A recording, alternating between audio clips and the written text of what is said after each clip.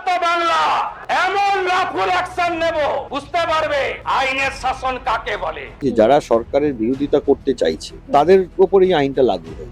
অনেক সময় সরকার দেখছে যে এই ক্রিটিসিজমটাতে আমার সমস্যা হচ্ছে, আইনটা লাগু করে। এখানে আরেকটা প্রভিশন আছে, কোর্টে অ্যাপিল করা যাবে।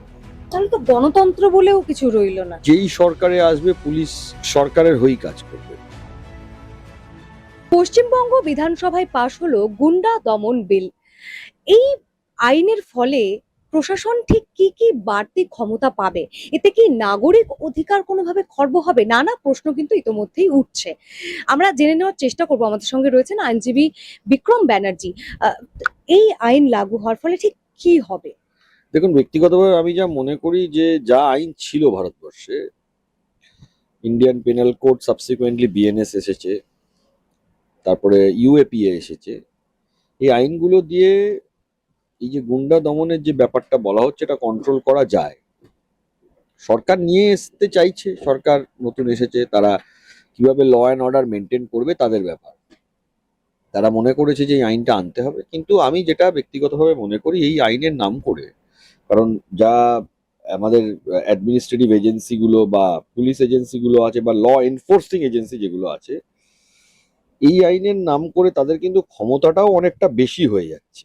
যেরকম ধরুন, আমি একটা জায়গা শুনছিলাম, যে জায়গাটা খুব স্পেসিফিক জায়গা, অ্যান্টি সোশ্যাল অ্যাক্টিভিটি, এটা কি? Covers any act that causes or likely to cause directly or indirectly alarm, danger, fear, insecurity among people. কোয়েশ্চেনটা হলো হু উইল ডিটারমাইন ইট। এটা যদি এরকম হয় যে যারা সরকারের বিরোধিতা করতে চাইছে রাজনৈতিক তাদের, বিরোধী হতে পারে। যে কোনো ধরনের বিরোধী হতে পারে, তাদের উপর এই আইনটা লাগু হয়ে যাচ্ছে, তাহলে জিনিসটা ঠিক হলো না। তাহলে তো গণতন্ত্র বলেও কিছু রইলো না। না, সেটা তো থাকবে না। এখানে আরেকটা প্রভিশন আছে যে কোর্টে অ্যাপিল করা যাবে। করা যাবে না। করা যায়, যদিও বা 226 কোর্টে যে কোনো জিনিসই অ্যাপিল করা যায়, কি সরকার কি বললো না বললো তাতে কিছু যায় আসে না, কিন্তু এটা যদি সঠিকভাবে প্রয়োগ হয়, এই যেমন ধরুন হুমায়ুন কবির যে কথাটা বললেন, বা কিছু মানুষ যারা যে ধরনের কথাবার্তা বলছে, কিন্তু কোশ্চেনটা হচ্ছে হলো সরকারকে যদি কেউ ক্রিটিসাইজ করে, অনেক সময় সরকার দেখছে যে এই ক্রিটিসিজমটাতে আমার সমস্যা হচ্ছে, আইনটা লাগু করে দিল। এই ঘটনাগুলো ঘটে। এই জিনিসটা থেকে যাতে করে কিনা মানে একটা ব্যালেন্স রাখা যায়। এখন সেটা আইনটা দেখুন ইমপ্লিমেন্টেশন না হলে বলা শক্ত। যেরকম ধরুন বধূ নির্যাতন 498 এসেছিল ফর আ গুড পারপাস, কিন্তু ইন্টেনশনটা অন্য হয়ে গেল, যাই জন্য সুপ্রিম কোর্টকে আবার ইন্টারভিন করে বলতে হলো যে 7 ইয়ার্স অ্যাবভ, 7 ইয়ার্স বিলো অফেন্সে অ্যারেস্ট করতে পারবে না বলে, অথচ আবার কিছু ভিকটিম সেখানে ইয়ে হয়ে গেল। যেন ইমপ্লিমেন্টেশন, ইমপ্লিমেন্টিং অথরিটি বা ইমপ্লিমেন্টিং অফিসার্স যারা, তারা কিভাবে ইমপ্লিমেন্টেশন করবে সেটা একটা বড় পার্ট থাকছে। সেকেন্ড পার্ট যেটা থাকছে সেটা হচ্ছে কোর্টে যে যেতে পারবে না, এই যে একটা প্রভিশন আসছে বলে আমরা শুনছি, এখনো দেখিনি, সেটা যদি থাকে এটা অগণতান্ত্রিক তো বলতেই হবে। যদি প্রয়োজন হয় সেই ক্ষেত্রে মামলা হবে, তবে কোর্টে যদি এরকম প্রভিশন আইনে আনে তাতে কোর্টে মুভ করা যাবে না, এটা হতে পারে না। কারণ বিক্রম বাবু, আপনি বলছেন যদি প্রয়োজন হয় মামলা করা যেতে পারে, কিন্তু এরকম তো বহু মানুষ রয়েছে মানে ভারতবর্ষের মতো দেশে যারা এখনো ঠিক করে দুবেলা দুমুঠো খেতে পান না। সবাই কি কোর্টে যেতে পারেন? না, মানে দেখুন, বিনা বিচারে কি জেল খাটবে? কোনো মানুষ তো আর কোর্টে আইনটা চ্যালেঞ্জ করতে আসবেন না, এগুলো পাবলিক ইন্টারেস্ট লিটিগেশন হবে। এবারে কেউ যদি জেল খাটছেন তাকে তো ইন্ডিভিজুয়ালি মামলা করতে হবে। সেটা যিনি বলবেন বা যিনি এই আইনের ভিকটিম হবে, আইন আছে মানে যে জিনিসটা পুরো ঠিক তা তো না। তবে এই মুহূর্তে আমি মনে করি সরকারকে ক্রিটিসাইজ করার জায়গাটা কম, কারণ এখনো সদ্য লাগু হয়নি আর এর ইমপ্লিমেন্টেশনটা কিভাবে হবে। তবে এটা ঘটনা, যদি এটা হয় তাহলে তো গণতান্ত্রিক প্রক্রিয়ায় একটা হিট করবে, এটা তো অস্বীকার করার জায়গা নেই। আর একটা বিষয়ও যেটা প্রশ্ন উঠছে যে আহ, আদালতে যাওয়ার আগেই 1 বছর জেল খাটতে হতে পারে। ধরুন কাউকে এমনি একটা ভুল মিথ্যে অভিযোগ আনা হলো, তাহলে সে তো অকারণ জেল খাটবে, মানে যদি জেল খাটতে না, হয়। দেখুন, আইনের মধ্যে কিছুটা রেস্ট্রিকশন বা খুব কড়া একটা ব্যাপার নিয়ে আসার চেষ্টা করছে সরকার। তবে হ্যাঁ, এই পার্টটা মানে 1 বছর টানা জেল খাটতে হবে, এই ব্যাপারটা কিন্তু অগণতান্ত্রিক বলে আমি মনে করি। এখানে আদালতে যাওয়া এবং বেল পাওয়া, বা যারা ধরুন একটা অ্যাকিউজডেরও তো কিছু রাইট আছে রে বাবা, একদম। একটা ক্রিমিনালেরও তো কিছু রাইট আছে সেদিক দিয়ে চিন্তা করতে গেলে, যদিও বা সেটা বললে এখন লোকে অনেকে অনেক কথা বলবে, বাট একটা লোককে তো জেলের মধ্যে নিয়ে গিয়ে কুপিয়ে মেরে দিতে পারে না, সেটা তো গণতন্ত্র হতে পারে না। এই জন্যই তো ভারতে সংশোধনাগার বলা হয় তেলকে, তাই তো? সংশোধনাগারটা যখন ওই পানিশমেন্টের রিফর্মেটিভ থিওরি এসেছিল, সেখানে সংশোধনাগারটা সব জায়গা থেকেই নাম হয়ে গেছে, এখন আর হুম। জেল টেকনিক্যালি বলা হয় না। হুম। কিন্তু ব্যাপারটা হচ্ছে হলো যে গণতান্ত্রিক প্রক্রিয়াটা যেন থাকে, যেটা আইনের মধ্যে যদি দেখা যাচ্ছে যে পুরো রাইট টু লাইফের অ্যাবসলিউট ভায়োলেশন হয়ে যাচ্ছে, no person can be deprived of his right to life and personal liberty without procedure established by law. এবার প্রসিডিওর এস্টাবলিশড বাই লটা এমনই হয়ে গেল যে রাইট টু লাইফটা অ্যাবসলিউট ডিপ্রাইভেশন হয়ে গেল, সেই ক্ষেত্রে তো কোর্টে আসাই যাবে। এখন এটা সরকার কিভাবে ইমপ্লিমেন্টেশন করবে আর কি তার কনসিকুয়েন্স হবে, সেটা আরো কিছুদিন না চললে বোঝা যাবে না। মানবাধিকার কি কোথাও গিয়ে বিপন্ন এতে?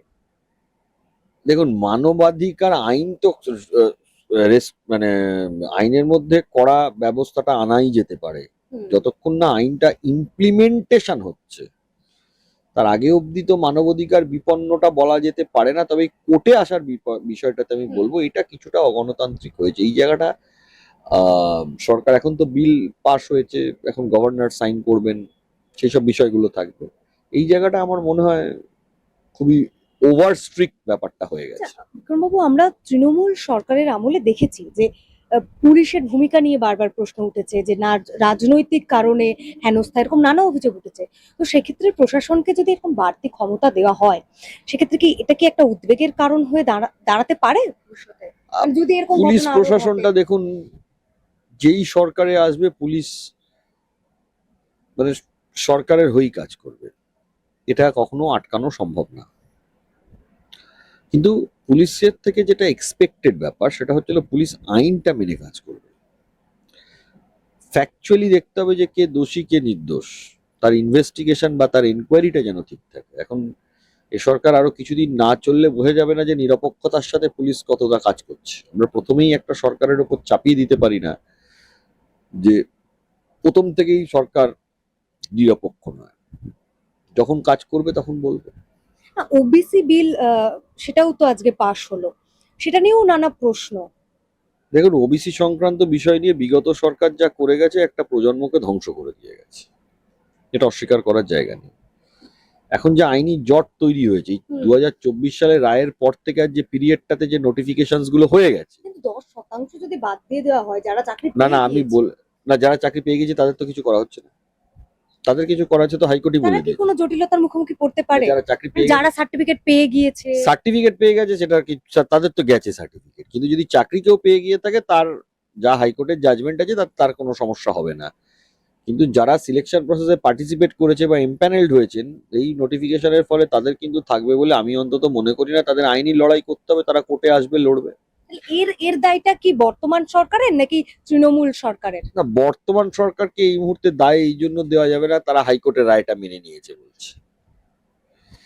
কিন্তু তৃণমূল সরকারকে দায়টা এই জন্য দিতে হবে কারণ হচ্ছে পুরো এই যে 15 বছরের একটা জেনারেশন ধ্বংস হয়ে গেল, তার দায়টা আপনি কাকে? এসএসসি 26,000 চাকরি বাতিল হয়ে গেল, তার দায়টা আপনি কাকে দেবেন? তাই না?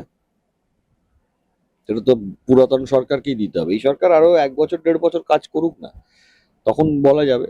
তবে এই এই গুন্ডা দমন আইন বলুন বা অন্য যে কোনো দিক থেকে ইউসিসিটাও তো কমিটি আমি গঠন করা হচ্ছে। ইউসিসি যেটা আছে, আমি সরকারের কাছে যেটা আবেদন করতে চাই সেটা হচ্ছে একটু মানবিক দিক থেকেও সবটা দেখা দরকার।